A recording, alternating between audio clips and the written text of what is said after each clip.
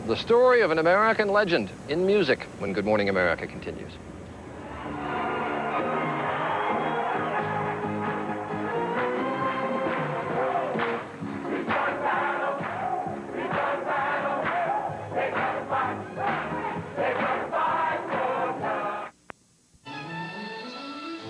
Shakespeare's Hamlet joins us in the next half hour. It is now 18 minutes after 8 where you are, and 3 weeks ago in a London theater, a multi-million-dollar musical opened. It is called King and is based on the life of the American civil rights leader, Dr. Martin Luther King, Jr. It has been an uphill battle getting this production to the stage. Thank God Almighty, we are free, we are free and love. Thank God we are free and love.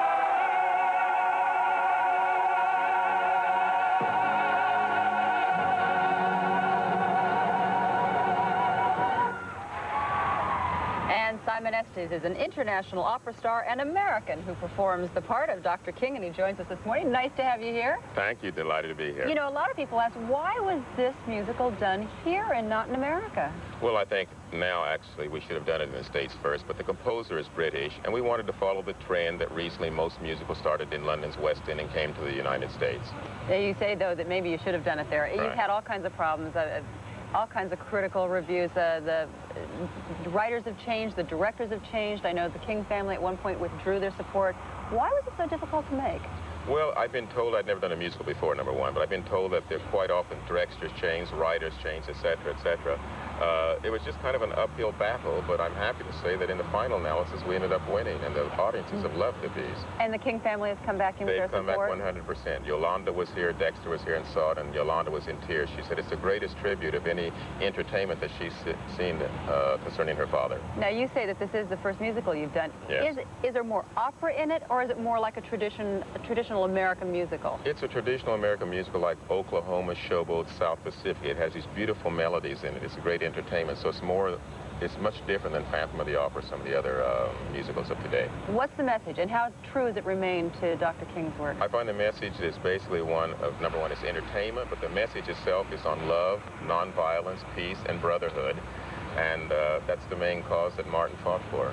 Is it going to get to the United States? Yes, get to we're going to Broadway? bring it to the States, absolutely. We've got to bring it over because the Americans will love it. It's an American piece. You're not the only American in it, right? There are, what, 4 others? There are 5 others in the cast. 5 others. Cynthia Hayman does the role of Coretta Scott King, and she's wonderful in the part, but there are 5 other Americans, yes. What's it been like for you going from the opera stage now, because you've performed all over the world, and of course at the Met and in our Yes. country, to go into a musical? The difference is that you sing 6 nights a week, and you have a microphone, whereas in opera we don't have a microphone. And the demands are much greater in a musical than they are in opera from that point of view. But in opera, it's greater because you have to sing without the use of a microphone. I was going to say, do you find that every now and then you're just like overpowering everyone because you're used to singing yes, so loud that they say, calm calm down, Simon? Yes, many times they turn my mic down. They say, we don't need your mic, so... What's the reaction to the English people to this very American piece? Right. The audiences that have come, I say we've had standing ovations every single night, and the people have been so enthusiastic. In spite of the critics, it's a people's piece. Why have the critics been so tough on you, do you think? To be quite frank, I think it's a sociological thing. I think it's partially racial, and I think it's political. Because the people... And it's an American piece. And it's an American piece, and the American people who have seen the show here in London have loved it, and they've all said, bring that piece to America. So I said, we will. This is an Iowa boy, right? Right, An right. Iowa boy. Do you get back home every now and then? Yes, go out there in the cornfields and say hi to my mother. Yeah, we've been chatting away because you have 3 little girls, and I have 3 little girls. Yes. They're off in school, right? They're in school in Switzerland, but my wife is a big admirer of yours because you're such a great mother. Oh, well, great. It's nice to be able to be over here. You enjoying London? I love it. I've been coming here since '67. This is one beautiful city. Well, I hope to be able to come and see your play before I leave here. If not, we'll see it when it gets to Broadway, see it in Broadway, right? Simon Estes, thank you. And we will be back. It is 8:22.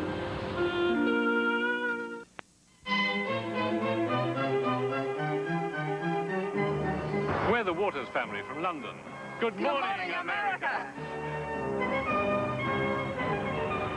And good morning, everyone. I'm Charles Gibson. And I'm Joan London. It is Monday, May 14th. And again, we are here in London with the beautiful Palace of Westminster, the home of Parliament, right behind us, just across the Thames. Question for you this morning, where is Waldo, or Wally as they call him over here? Whether he is traveling through history or just traveling around, it's always a challenge to find him. He is the cartoon star, of course, of some of the best-selling books on both sides of the Atlantic, and we're going to have a chat with his creator this morning. And also, are you hired a butler? It can be such risky business. However, our Ron Reagan has gone to Butler school, and he will serve us up that story. Then a risky role for an American man of action. Mel Gibson is tackling Shakespeare, Hamlet to be exact, and Chantal will talk with him. Right now, though, Mike Schneider, back in New York, has all the news. Hi, Mike. Hi, Joan. Good morning. Now the weatherman's back home. 21 from London. His ambition is to become a professional juggler. 3 months ago, Matt almost burned his face off when his tie caught fire. High bike act Dave Evans, 17 from London, wants to perfect his juggling and comedy routine. And fire eater Dave Southern, accompanied by Peppy. Dave says his fire eating saves on shaving. He wants to teach and direct theater. Peppy, as an actor, says that because of his fire eating talents, he's been attacked by as many as 12 women at one time. Don't ask me to enlarge on that. And I'm Spencer. I'm a Leo, and my ambition is to become a network superstar. This weather report brought to you by Dove Bar. Coming up next, you can call him Jeeves.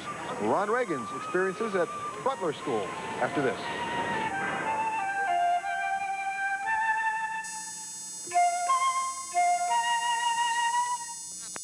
The man who makes the nobleman look noble. It is no mystery to Ron Reagan who done it. The butler did it. Stately manners notwithstanding, there's nothing quite so English as an English butler. Good morning, sir. Mr. Lee is expecting you. Good morning, Lord Spencer.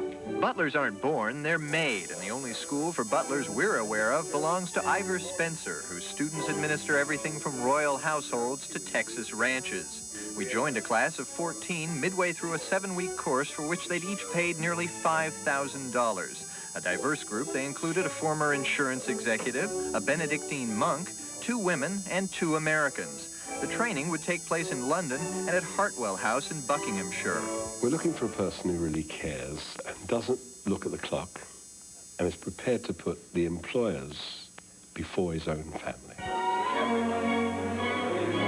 You're probably wondering what these students were doing with glasses on their heads. Well, it's a lesson in deportment. Budding butlers learn all the essential skills from Ivor.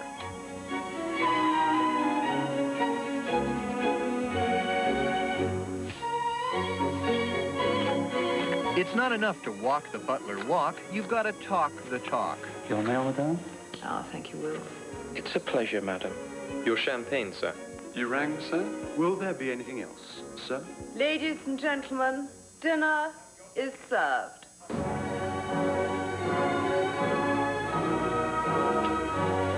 Many are called, most are chosen, but some of us are hopeless. Have you been working on your car ring? Just won't do. Thanks. I know what you're thinking. Thinking Ron's going to join the Butler school and make a fool of himself, as usual. Well, no, it's not going to happen. This time, I'm leaving the butlering to the professionals. Find some other way to make a fool of myself. Good afternoon, ladies and gentlemen. This is a lesson in self-defense. Sadly, the world beyond the moat can be a menacing place. A butler must know how to defend the castle keep. This is the sort of thing that could happen.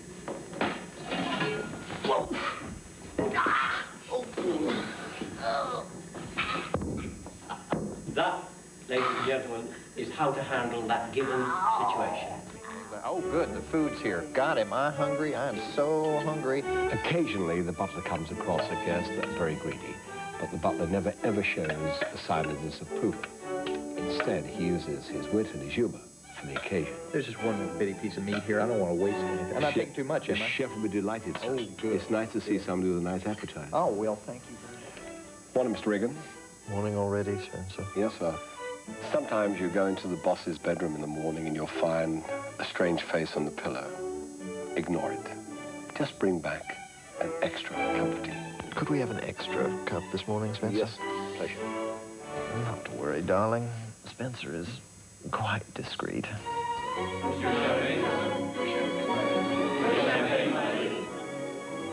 Some say Butlers are relics of a dying empire, but as long as new money flaunts itself, as long as old money can't buff its own shoes, there will always be room for a Butler. And after all, who better to forcefully but discreetly evict an obnoxious drunk from your cocktail party? Gentlemen, excuse me, you want on the telephone, sir. Very urgent phone call. Busy. I'm talking to William. Sir, but I've got a bottle of wine by the telephone table, sir. You are wanted urgently. Please come this way, I'll be right back. And don't come back again! Thanks a lot. It's a pleasure, sir. Well, I was anxious to say to Ron, 2 lumps, no cream, but now that he's been thrown out of school, I guess it just won't take. It is now 19 minutes before the hour, and in a moment we will look for someone who often gets lost in a crowd. Where's Waldo? We'll talk with his creator. Good Morning America continues.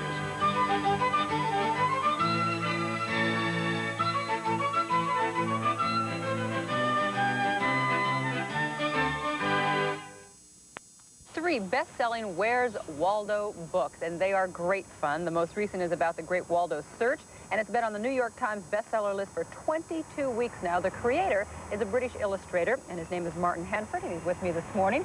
And I must tell you that these are favorites with my children. There's Where's Wally, where we are here, and then it's Where's Waldo in our country. So which came first? Well, the first book was published in England originally under the title Where's Wally? And then the Americans who published it decided to change the name. To Waldo? To Waldo, Can yes. you believe, in the 25 countries now this book is published in, how do you explain its popularity?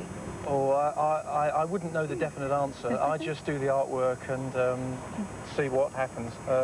Well, the artwork, I mean, and for those, let's take a look at one right now, because I think we have one where he's lost with the pirates. Oh, yes. This happens 250 years ago. Now, after closer examination, if you look at these, you're always looking to find out where Waldo is in the picture, and upon closer examination, he's in the boat. Now, when did you start drawing these crowd pictures? Oh, it's been a lifelong hobby of mine, ever since I was about 4 or 5. Really? It's the hobby I spent all my time doing, drawing. I just loved it. So as a little boy, instead of doing one figure, you always did these huge, gigantic always crowds? did crowd scenes, yeah. And he's always losing something, Waldo or Wally, whichever. What is it? In fact, I think we have another one which shows he's on the way to an amusement park, and he loses, I think, his cane, right? Oh, yes. Is that where he loses his cane? Yes, he What does. is this with Waldo and always losing things? Well, I think that's in keeping with his character. I tried to make him a sort of a friendly, slightly friendly, amiable, slightly nerdish character, which would explain why he's getting lost in each scene and loses things. Do you lose things all the time? No, I wouldn't say he's based on my character or anything, not knowingly. Okay, there's a writer on our staff. He and his wife bought this for a little child. The child never got it. Who are your biggest fans, adults or children? Well, I originally aimed it at children, but I've been very surprised how many adults are also getting into the Waldo phenomenon. Yes, we've had trouble keeping everybody's mind on business around the office. The staff really like this. What does the fan mail say? Or what do they want you to do? Sometimes they want to know information about myself, but very often they actually send extra ideas.